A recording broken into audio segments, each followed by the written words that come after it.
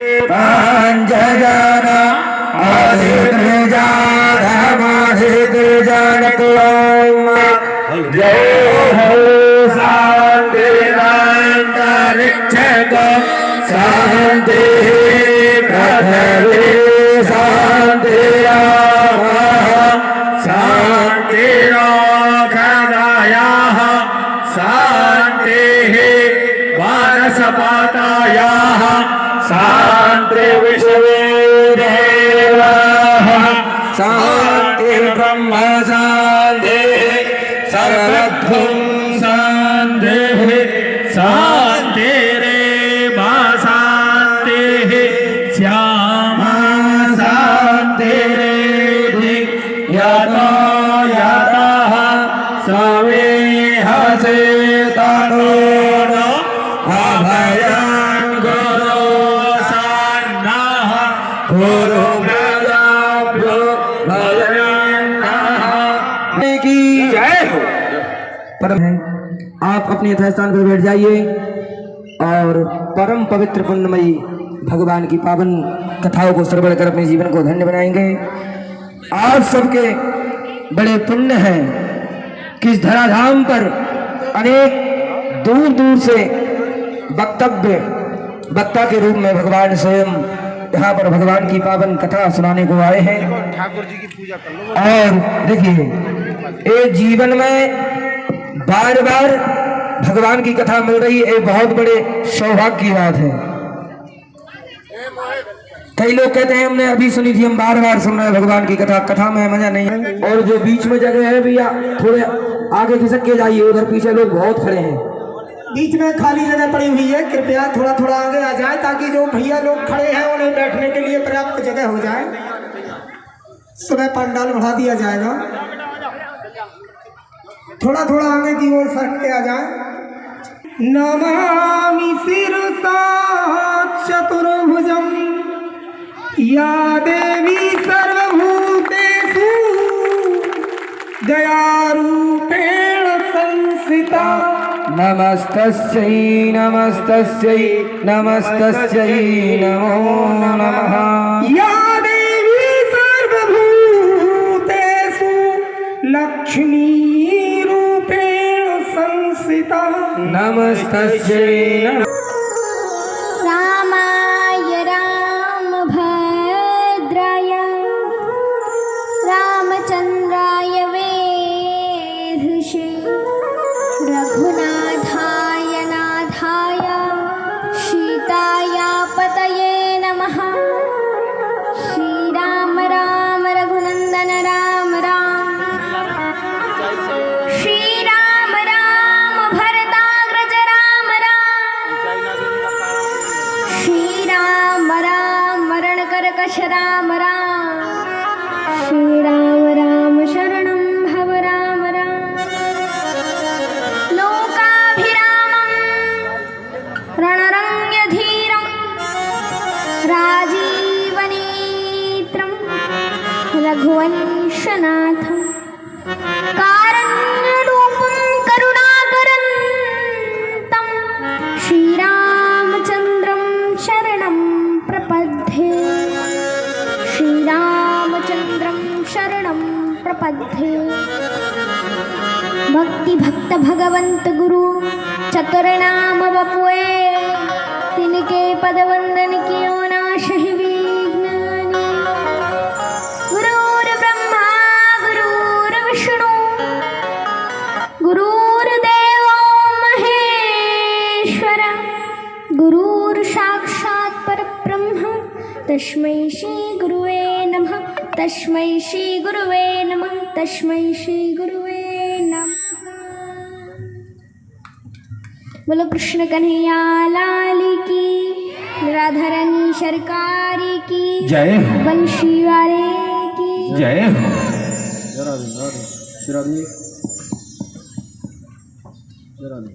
परम मंगल में श्री नर्मदा मैया की कृपा से आज हमें इस दिव्य स्थली इस पावन भूमि पर मुझे कुछ कहने का और आप सभी लोगों को आप सभी भक्तों को कुछ सुनने का जो अवसर प्राप्त हुआ है। ये इसमें श्री राम जी की, भगवान भोलेनाथ की महती कृपा का ही परिणाम है, वरना मुझ जैसा अबोध्य बालक क्या शिव महापुराण सुना सकते हैं? ये तो बड़े बड़े विद्वानों के चिंतन का विषय है। ये तो आप सभी लोगों की महानता है कि मुझ जैसे साधारण बालक की टूटी फूटी वाणी को सुनने के लिए आप सभी भक्तों ने अपना अमूल्य समय निकाल करके यहाँ पर उपस्थित हुए हैं। देखो, मैं यहाँ उपदेश देने नहीं, मैं यहाँ कोई कहानी किस्सा सुनाने नहीं, मैं यहाँ भगवान शिव का संदेश सुनाने आई हूँ। प्रभु का संदेश आप सभी को सुनाऊंगी और प्रभु की इच्छा से कुछ गुनगुनाऊंगी। बोलो राजा रामचंद्र भगवान की जय हो, भूत भावन भोलेनाथ की जय हो। राधे राधे श्याम, राधे जय जय श्री राधे, राधे श्री राधे। और भगवान की कथा क्यों सुनी जाती है? आप सभी ने पूज्य महाराज जी के मुख से ही सुना है। और देखो, आप सभी माताएं भक्तगण यहाँ आए, यहाँ आकर आप बैठकर कथा सुन रहे हैं।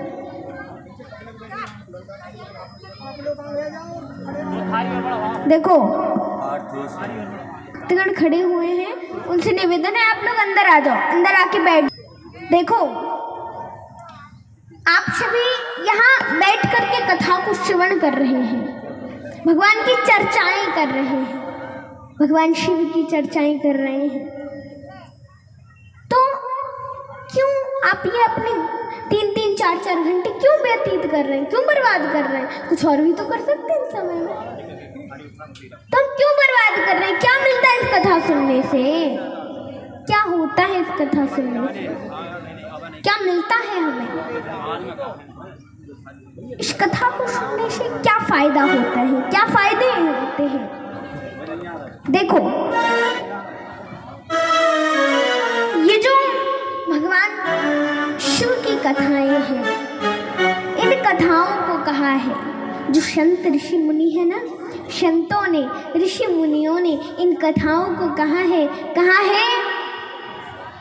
शिव कथा है सुर तर की छाया, और दुख भय दूर निकट जो आया। भगवान की कथा क्या है? भगवान की कथा है सुर तरु की छाया। अब सुर तरु माने क्या होता है? सुर तरु, अरे मैया पता है क्या सुर तरु माने क्या होता है? सुर तरु पता है क्या किसी को? हमारे भक्तों को पता है सुर तरु माने क्या होता है? पता है किसी को? पता हो तो हाथ उठाओ। सुर तरु, तरु माने वृक्ष, देवताओं का सुर तरु, कल्प वृक्ष, जो कल्प वृक्ष स्वर्ग में देवताओं के पास है। जिस कल्प वृक्ष के नीचे बैठ करके हम मन में जिस भी मनोकामना को लाते हैं, हमारी वो मनोकामना पूरी हो जाती है। ऐसा कल्प वृक्ष, ऐसा कल्प वृक्ष बताया है भगवान की चरित्रों को, भगवान की कथाओं को। जो भी पंडाल की, ये पंडाल है, वो कल्प मनोकामना को सोच कर आता है, उसकी वह मनोकामना पूरी हो जाती है और हमारे दुख दूर हो जाते हैं, कष्ट नष्ट हो जाते हैं, पाप दूर हो जाते हैं। ऐसा सुर तरु, ऐसा कल्प वृक्ष इस कथा को बताया है। कहा है विद्यार्थी लभते विद्याम, धनार्थी लभते धनम, पुत्रार्थी लभते पुत्राम, और मोक्षार्थी लभते गति। जो विद्यार्थी यानी कि जो बच्चा विद्या की कामना को लेकर के इस कल्प वृक्ष रूपी कथा पंडाल के नीचे आ जाता है और कथा को ध्यान से मन लगाकर श्रवण करता है, फिर उस कथा को हृदय में उतारता है, तो शिव की उस बच्चे की विद्या की कामना पूरी हो जाती है और धनार्थी लभते धनम।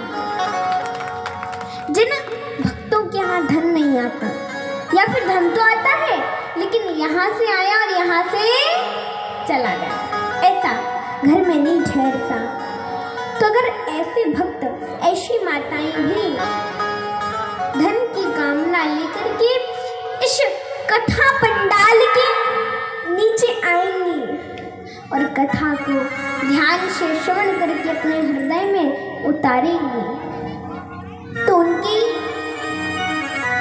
धन की कामना पूरी हो जाएगी और उनके यहाँ उनके भंडारे भरे रखेंगे प्रभु, हमेशा उनके भंडारे भरे रहेंगे, उनके यहाँ धन ठहरता रहेगा। और कहा पुत्रार्थी लगते पुत्रान, जिन माताओं के यहाँ पुत्र नहीं है, संस्कारी संतान नहीं है, और संतान तो है किंतु संस्कारी नहीं है, तो ऐसी माताएं भी अगर संस्कारी संतान की कामना को लेकर के इस कथा को श्रवण करेंगे, इस कथा पंडाल के नीचे आएंगी, कथा को हृदय में उतारेंगी, तो उन माताओं की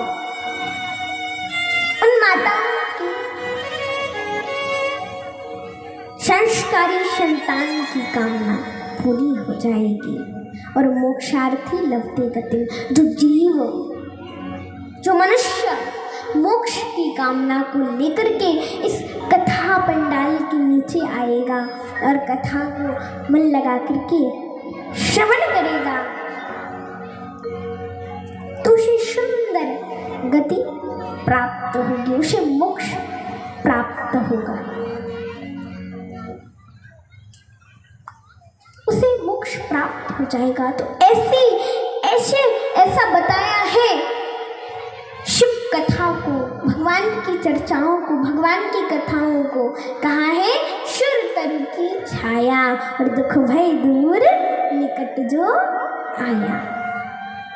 इसलिए कथा सुनना आवश्यक होता है, इसलिए कथा सुनना जरूरी होता है, इसलिए कथा अवश्य सुननी चाहिए। इसलिए हम बैठ करके भगवान की चर्चाएं करते हैं, बैठ करके कथा को श्रवण करते हैं, इसलिए करते हैं। अब देखो एक बात और, मोक्ष और जो मुक्ति होती है ना, मोक्ष और मुक्ति में बहुत अंतर होता है। लोग सोचते हैं हमें हमारी मुक्ति हो जाएगी। एक बात बताओ, मुक्ति माने जानते हो क्या होता है? पता है? मुक्ति माने इस शरीर से छूट करके दूसरे शरीर में जन्म ले लेना, और मोक्ष माने इस शरीर से छूट करके सीधे भगवान के धाम को पहुंच जाना, फिर बार बार नीचे नहीं आना। मोक्ष माने होता है फिर भगवान के चरणों में पहुंच जाना, बस भगवान के चरणों में हमारी आत्मा लीन हो जाए, वो होता है मोक्ष। और मुक्ति शरीर से मुक्त होकर दूसरे शरीर में जन्म ले लेना, दूसरी योनि में जन्म लेना, ये होती है मुक्ति। तो अगर आपको मोक्ष चाहिए है तो उसके लिए हमें भगवान शिव की कथाओं को श्रवण करना होगा, तभी हमें शिवधाम प्राप्त होगा, तभी हमें शिवधाम प्राप्त होगा। और केवल कथाओं, अगर हम कथाओं को ना सुन पाए, तो अगर हम भगवान शिव के नाम में ही इतनी शक्ति है कि उनके नाम को ही हम सुन लें या हम उनके नाम का जप कर लें, तो भी हमें मोक्ष प्राप्त हो जाता है, क्योंकि भगवान भोलेनाथ तो बड़े भोले हैं। देखो, एक एक बार क्या हुआ, एक बार एक ब्राह्मण था। वो ब्राह्मण बड़े दुखी थे, बड़े कष्ट था शरीर में, रोग थे, बड़ा जोर का सिर दर्द कर रहा था। वो घूम रहे थे बाहर, घूमते घूमते वो एक शिव मंदिर में पहुंचे और जैसे ही शिव मंदिर में पहुंचे वो अंदर जाकर के बैठे और जैसे ही वो अंदर गए वहाँ एक व्यक्ति बैठ कर के भगवान के नाम का जप कर रहा था। बार बार वो कहता हर हर महादेव, हर हर महादेव। अब वो चिल्ला चिल्ला के जोर जोर से कह रहा था। अब वैसे ही तो उन ब्राह्मण देवता का सिर दर्द कर रहा था, ऊपर से वो व्यक्ति बड़ी जोर जोर से भगवान के नाम को जप रहा था। तो उसने सोचा कि मैं यहाँ नहीं रह पाऊंगा, मुझे यहाँ आराम नहीं मिलेगा, चलो यहाँ से निकल लेता। जैसे ही वो ब्राह्मण देवता वहाँ से उठे और उठ करके थोड़े से आगे गए तो उनकी मृत्यु हो गई और उन्हें मोक्ष प्राप्त हो गया। तो ये शक्ति है भगवान के नाम में, भगवान भोलेनाथ के नाम में ये शक्ति है। तो एक बात बताओ, मुक्ति कौन कौन चाहता है? हाथ उठाओ, नीचे करो। अब मोक्ष कौन कौन चाहता है? वो हाथ उठाओ जो जो मोक्ष चाहता हो। तो देखो, मोक्ष और मुक्ति में अंतर होता है। अगर मोक्ष चाहिए तो भगवान का कथा को सुनना पड़ेगा और केवल सुनना ही नहीं, सुन करके अपने हृदय में उसका मनन चिंतन करके उसे हृदय में उतारना भी होगा। सुनना तो बड़ा आसान है, सुनना बड़ा आसान है। अगर हमें मोक्ष चाहिए है तो देखो हमें 3 चीजें करनी होगी। कौन कौन? श्रवण, चिंतन और मनन। अब सुनना तो बड़ा आसान है, सुन तो कोई भी सकता है। आप सब बैठ के सुन ही तो रहे हो, सुन तो कोई भी सकता है, सुनना तो बड़ा आसान है। लेकिन सुनने के बाद हम जब घर जाते हैं, घर जाकर के हमें उस कथा का चिंतन करना है, उस कथा को मन में लाना है। देवी जी ने ये कहा था, उसका अर्थ क्या हुआ? व्यास जी ने ये कहा था, उसको कथा को बार बार अपने मन में लाना और केवल मन में लाना नहीं, उसके साथ साथ फिर उसको अपने कान में, अपने हृदय में भी उतारना। मन अपने हृदय में उतारना, तभी हमें मोक्ष प्राप्त होगा। जैसे जिस प्रकार भागवत में जब सुखदेव जी ने, जब गोकर्ण जी ने कथा सुनाई थी धुंधकारी को, तो धुंधकारी के लिए कथा पूर्ण हुई तो धुंधकारी के लिए विमान आया और सबके लिए नहीं विमान आया। तो गोकर्ण जी ने कहा था ऐसा क्यों हुआ? सबके लिए कथा तो सबने सुनी, पर विमान एक के लिए क्यों आया, सबके लिए क्यों नहीं आया?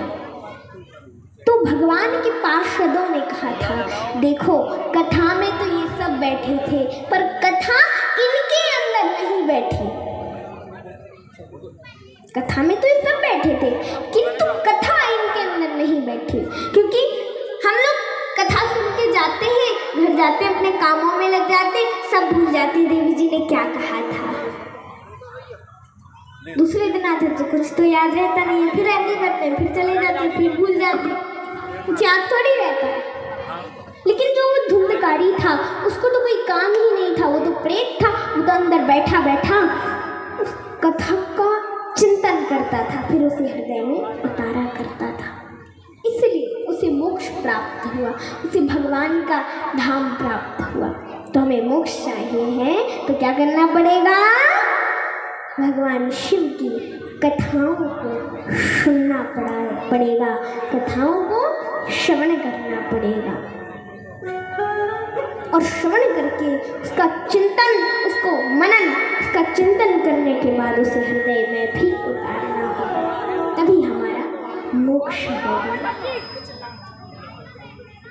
अब देखो आप सभी को कितना सुंदर अवसर मिला है, कितना सुंदर मौका मिला है कि नहीं मिला है? बताओ, मिला है ना?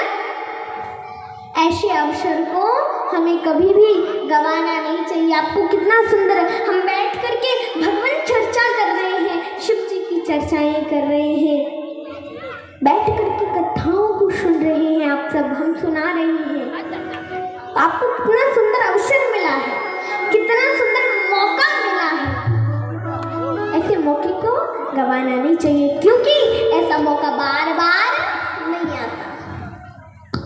जो घड़ी होती है ना, घड़ी की सुई को पकड़कर हम पीछे तो कर सकते हैं, पर ये इस समय को हम पीछे नहीं कर सकते। ऐसा समय, ऐसा मौका बार बार नहीं आता, बार बार नहीं आता। एक बार आया है तो इस मौके का फायदा उठाओ। कहते हैं ना, राम नाम की लूट है, लूट सके तो लूट, अंत समय पछताएगा कि यज्ञ गया है छूट। भगवान के नाम की लूट हो रही है, इतना सुंदर मौका मिला है तो लूट लो, वरना अंत समय पछताओगे कि अरे भैया इतना सुंदर अवसर मिला था, धोखे से गवा दिया, अब क्या होगा।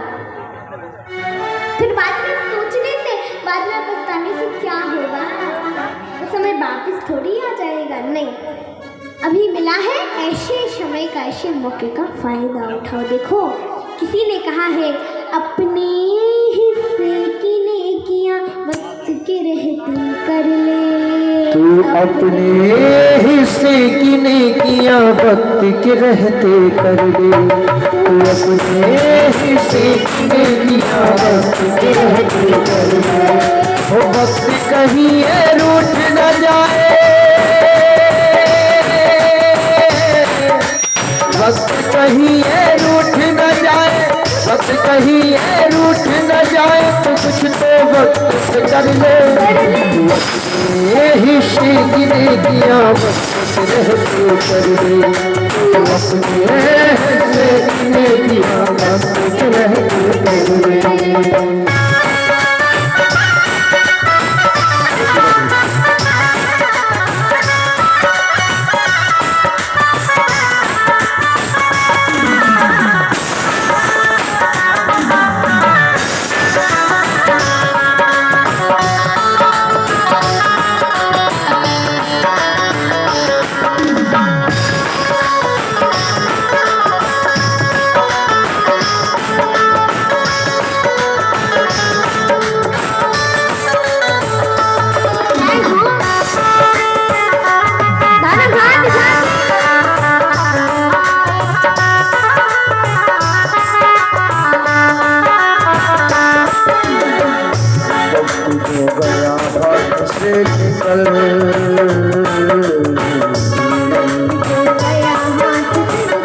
वक्त जो गया हाथ से निकल, वक्त से मांगेगा तू कर, वक्त नहीं देने वाला पर, सोच इस मुश्किल का कोई हल, सोच इस मुश्किल का कोई हल।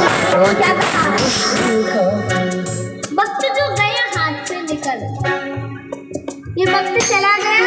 आप सोचोगे ऐसा वक्त बस एक बार आ जाए, एक बार। वक्त से मांगेगा तो कल, वक्त नहीं देने वाला पल, एक पल भी नहीं देगा, वक्त नहीं देने वाला पल। सोच इतना मुश्किल का कोई हल, तो ऐसा वक्त ही ना है कि आपको पछताना पड़े। पहले इतना सुंदर वक्त मिला है, इस वक्त को गवाए ना। वो पछतावेगा जो वक्त न आए, पछताना वक्त का धर ले, तो अपने हिस्से की नेकियां वक्त के रहते कर ले, तू अपने हिस्से की नेकियां वक्त के रहते कर ले।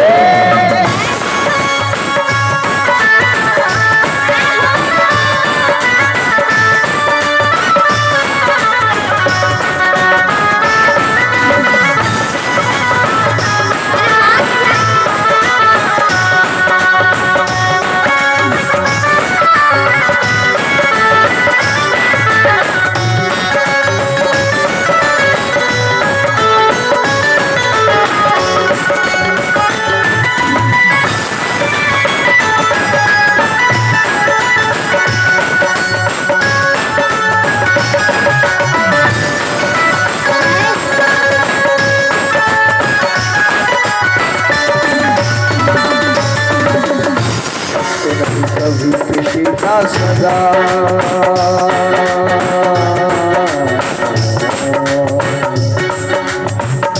वक्त नहीं कभी किसी का सगा, वक्त से करना ना तू दगा।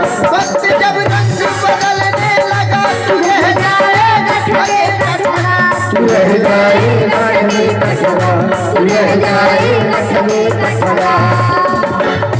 वक्त नहीं कभी किसी का सगा, वक्त से करना ना तू दगा। वक्त जब रंग बदलने लगा तू रह जाएगा ठगे कटरा, तू रह जाएगा ठगे कटरा, तू रह जाएगा ठगे कटरा। बस थोड़ी हिम्मत करके वक्त को,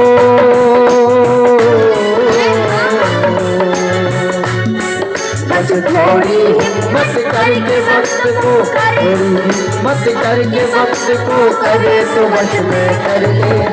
तू अपने हिस्से ने किया वक्त रहने कर ले, तू अपने हिस्से ने किया वक्त रहने कर ले।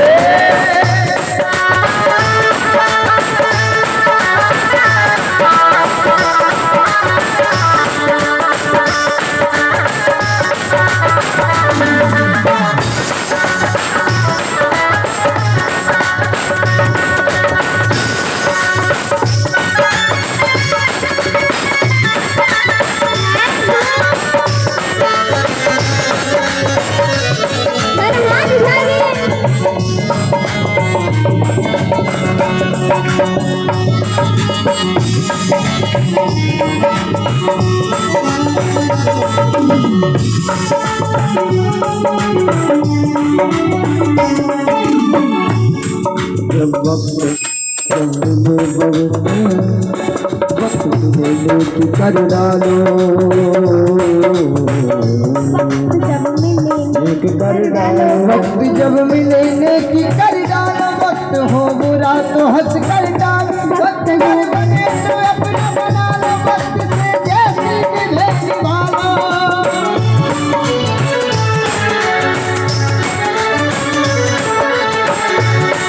अरे कैसे वक्त की मार बुरी, अरे कैसे वक्त की मार बुरी, कैसे वक्त की मार बुरी। तू कदर वक्त की कर ले, तू अपने किया वक्त रहने कर ले, तू अपने किया वक्त रहने कर ले।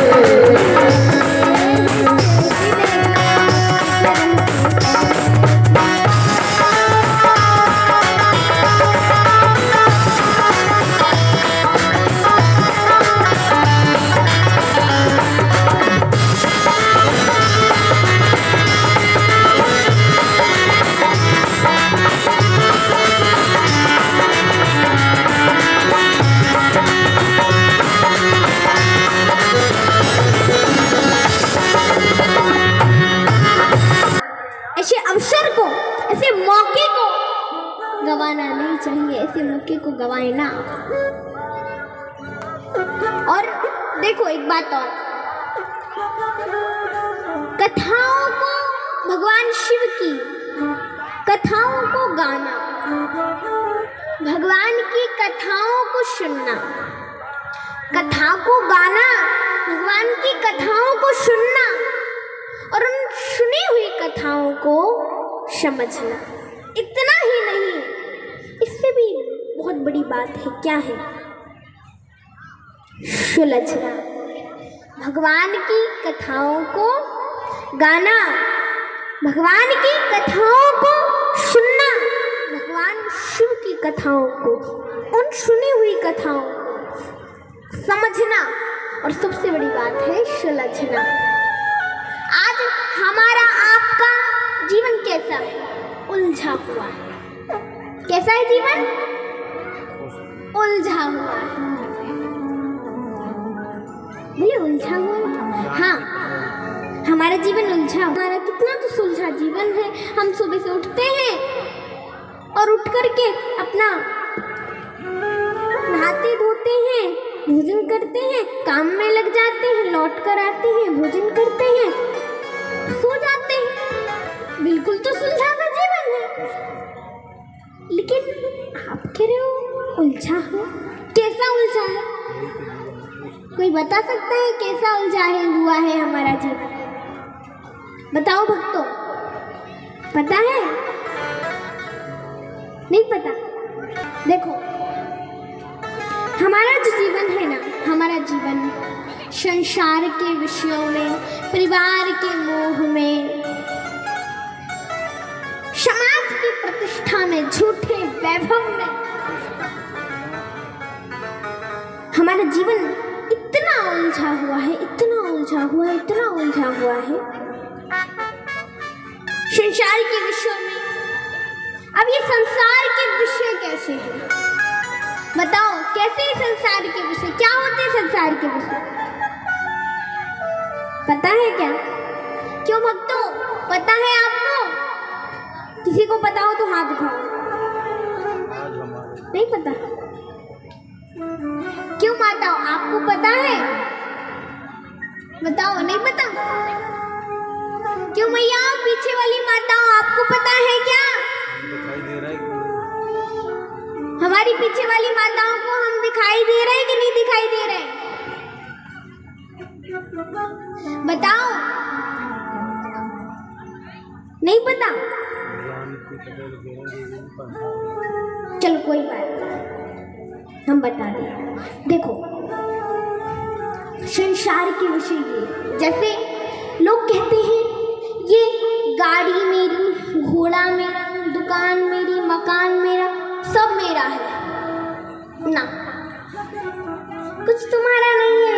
हाँ, आप इस संसार पे आए हो, आपका कुछ नहीं है, आपने सब किराए पे लिया है।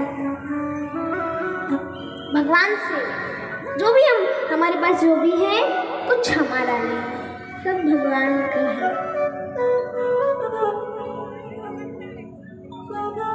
सब भगवान का है।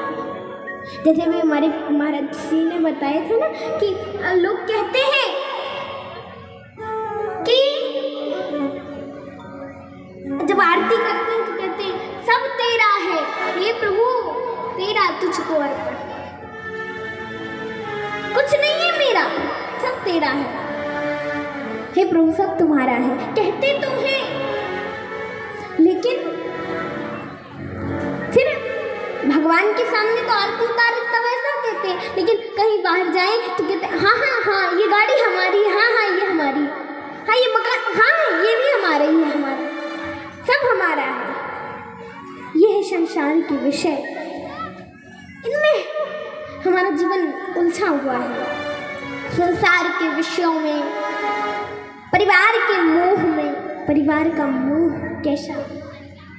मोह माया, ये बेटा मेरा है, ये बेटी मेरी है, ये पत्नी मेरी है, ये मेरा है, ये मोह मेरा है, ये मेरा है, वो मेरा है, मोह माया।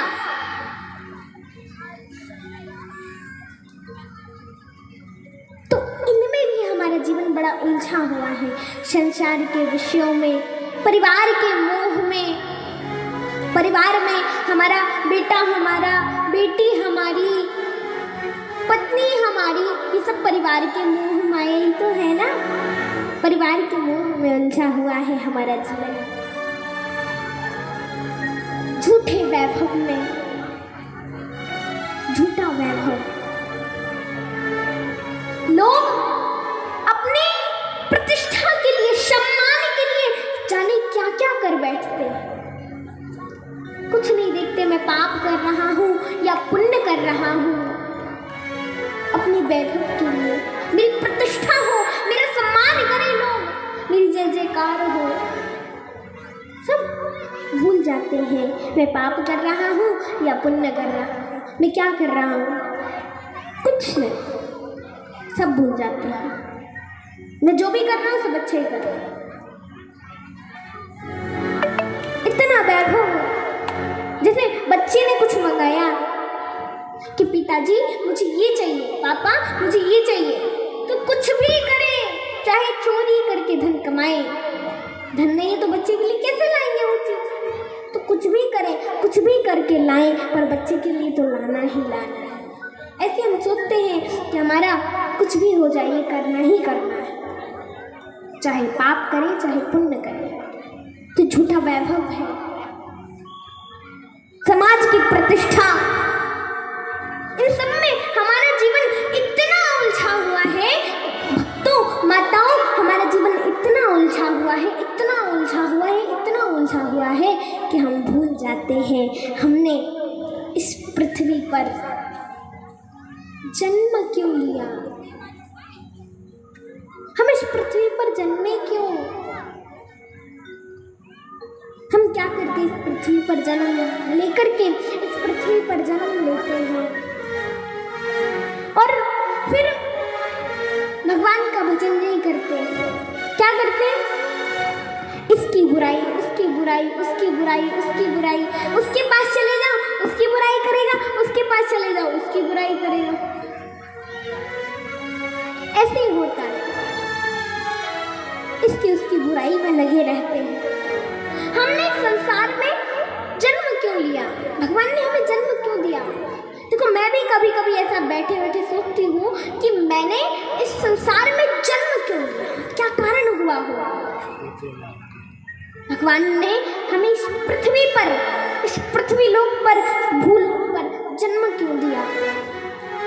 कोई तो कारण हुआ होगा, किसी कारण से भगवान ने हमें इस पृथ्वी लोक पर जन्म लिया। फिर सोचती हूँ कि मैं बड़ी धन्य हूँ कि मुझे भगवान ने पृथ्वी लोक पर जन्म दिया, लोगों के कल्याण के। मैं आप सभी को कथा सुनाऊंगी, लोगों के कल्याण के लिए मैंने जन्म लिया है पृथ्वी पर, यही कारण है मेरे जन्म लेने का। तो ऐसे आप सभी के भी जन्म लेने का कोई कारण होगा, पृथ्वी पर जन्म लेने का, हम यही भूल जाते हैं। लेकिन जो कथाएं हैं ना, कथाएं हमारे जीवन को सुलझाने का काम करती हैं। ये भगवान शिव की कथाएं हमें मार्ग दिखाती हैं, हमारा पथ बनाती हैं, हमारा रास्ता बनाती हैं, हमारा मार्गदर्शक करती हैं। ये भगवान की कथाएं, भगवान शिव की कथाएं हमें रास्ता दिखाती हैं। हम जो भूले भटके हैं ना, इधर उधर भाग रहे हैं, तो भगवान की कथाएं हमें रास्ता दिखाती हैं, पथ बनाती हैं। ऐसी है ये कथाएं, हमारे उलझे हुए जीवन को सुलझाने का काम करती है भगवान शिव की कथाएं। देखो, ये जो कथाएं हैं, इतना ही नहीं, ये दूसरों के दुखों को दूर करके दूसरों के सुख की अनुभूति तो करवाती है, साथ साथ स्वान्तः सुखाय तुलसी रघुनाथ गाथा, केवल दूसरों के दुखों को दूर करके दूसरों के सुखों की अनुभूति ही नहीं, स्वान्तः सुखाय तुलसी, शांतः यानी कि स्वयं के दुखों को दूर करके स्वयं के सुख की अनुभूति भी करवाते हैं ये भगवान की कथाएं। ऐसे हैं भगवान शिव के गुणगान, हमारे उलझे हुए जीवन को सुलझाने का काम करते हैं भगवान की कथाएं, हमें मोक्ष दिलाती है। तो इसलिए एक बार और आपसे कहती हूँ कि आप सभी, ऐसा मौका मिला है, ऐसा अवसर मिला है, तो आप ऐसे अवसर में ध्यान से मन लगा करके कथा को श्रवण करें, श्रवण के साथ साथ चिंतन भी करें और चिंतन के साथ साथ अपने जीवन में इस कथा को उतारे भी। बोलो भूत भावन भोलेनाथ की जय हो, शिव भगवान की जय हो। मेरे भोले हो, मेरे भोले,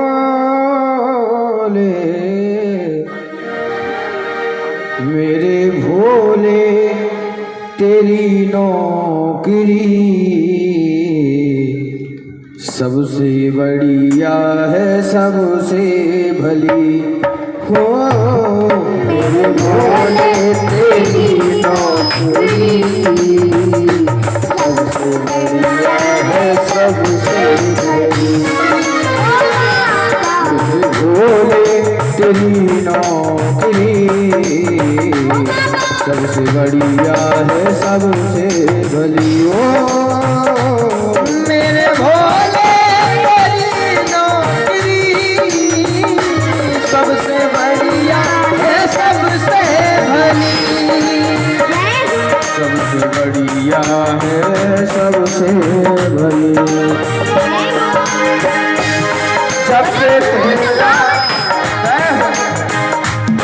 जब से तेरा गुलाम हो गया तब से मेरा भी नाम हो गया।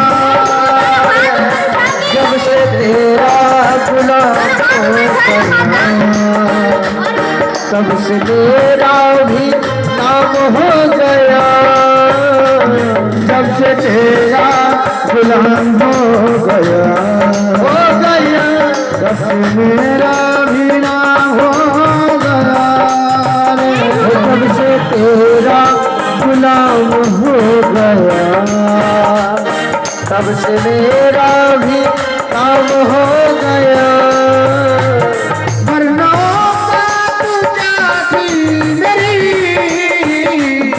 सबसे बढ़िया है सबसे भली। मरना जाती मेरी सबसे बढ़िया है सबसे खरी। बोले बाबा तेरी नौकरी सबसे बढ़िया है सबसे भली। बोले सबसे बढ़िया है सबसे खरी।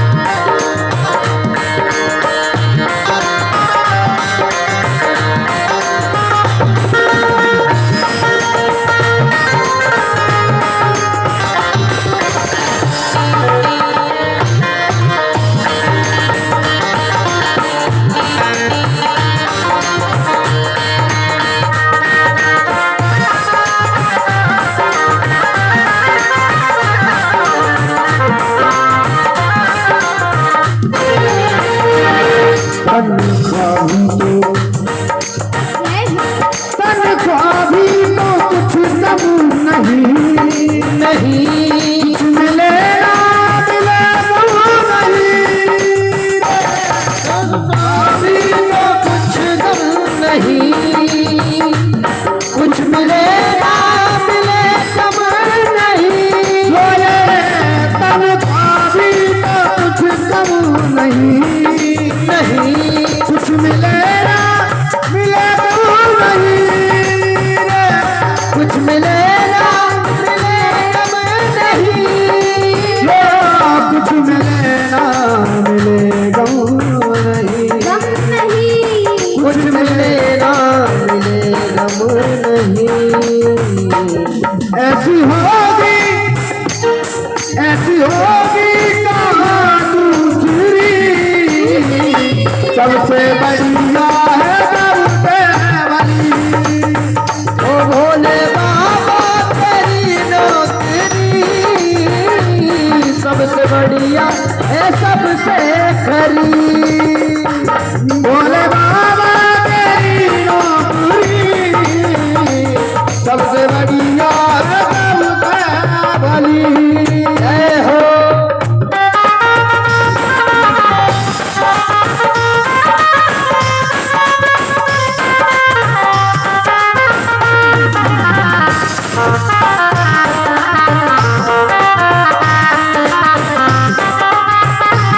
इतनी सी जयकारी में हो जाएंगे करीब के दोस्त। चलो कोई बात नहीं, फिर भी जरा जोर का जयकारा लगा दो। बोले भूत भावन भोलेनाथ की, शिव भगवान की। पावा शुर दुर्लभ शब ग्रंथन गावा, साधन धाम मोक्ष कर कर द्वारा पाई न जही परिलोक सवारा। अगर वो वाला हो ना वो ये कैसा होता है? हमारे बड़े भाग्य थे, हमारे बड़े भाग थे कि हमें ये मनुष्य तन मिला। थे कि नहीं थे बताओ, थे ना? हमारे बड़े भाग्य थे। लेकिन एक बात बताओ, गोस्वामी तुलसीदास जी ने लिख दिया, भगवान राम ने बोल दिया अपने अयोध्या वासियों से और गोस्वामी तुलसीदास जी ने लिख दिया। लेकिन एक बात बताओ, क्या जब हमारा मनुष्य ये देह श्रेष्ठ कैसे होगी? हमारी जो देह है ये श्रेष्ठ कैसे होगी? क्या नशा करने से देह श्रेष्ठ होगी? बताओ बताओ, होगी क्या? कुछ लोगों को देखा है सुबह से जगते हैं, कुल्ला भी नहीं किया, पहुंचे सीधे ठेके पे, एक आध दो बोतल खरीदी, कुल्ला भी भैया उसी से करते हैं, पापों को भी दूर करते हैं, अपने पुण्यों के प्रभाव से हमारे अंदर के पापों को भी दूर करते हैं। एक बात बताओ माताओं, मन ना लग रहा तो आरती कर दी जाए क्या? आप लोगों का मन नहीं लग रहा है? याद आ रही है हमारी माताओं को घर की याद आ रही है। क्यों आरती कर दी जाए क्या? बताओ, क्या मन है आप लोगों का? बोलो, कर दें? हमारे महाराज, बताओ महाराज जी, आरती करवा दी जाए। हमारी माताओं का काम का समय हो रहा है, बेचारी माताएं उठ के अपने काम के लिए जा रही हैं। चलो हम सभी मिलकर के एक छोटा सा भजन कर लेते हैं, उसके पश्चात हम सब मिलकर के आरती करेंगे। जय राधे, जय राधे, जय हिंद।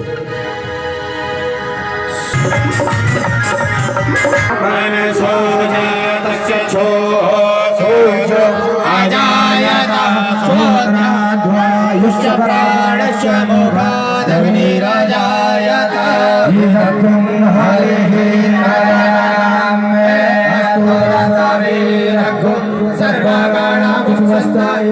आत्मसानि प्रादासानि भासुसानि लोकसंभयसानि अग्निः प्रजां बाहुलां मे करोर्वर्णं मयोरेकम् अस्मासुरत्रिपार्थिवत्वं राजः प्रतिहामभिः विवाह सदा गुंसितः तृप्तिष्ठस आत्मेघं दत्तते तवः कंचन थाल सजाए अगर कपूर जला